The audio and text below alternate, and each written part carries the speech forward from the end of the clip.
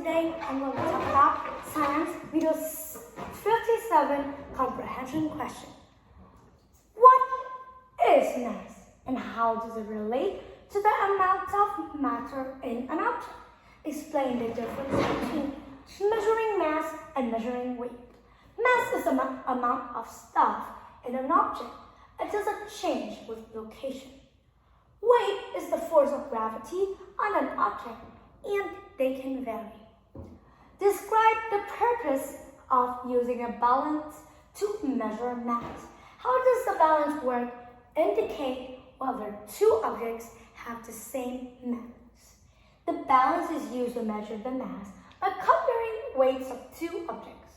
If the weights are the same, the balance remains level.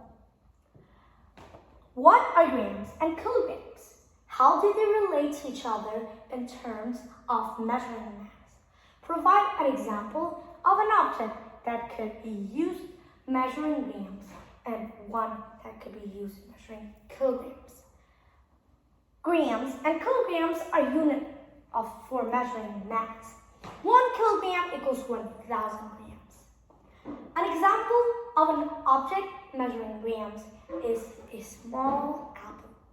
But while an example of an object measuring in kilogram is a bag of flour, it might be like 2 or 3 kilograms. And the story involved the two scientists on the moon explain the difference and the approaches to measuring the moon rock. Why did the one scientist measure the mass while the other measured weight? One person measures moon rock by scale and the other measured by gram. Why did the weight of the moon rock change when the scientists brought it from the moon to Earth? How does gravity play a role in determining an object's weight? In contrast, how does the mass remain constant regardless of location? The weight of the rock changes because of gravity.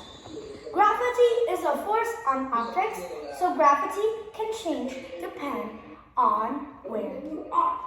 Well, that's all about my video. Thank you for listening. Goodbye.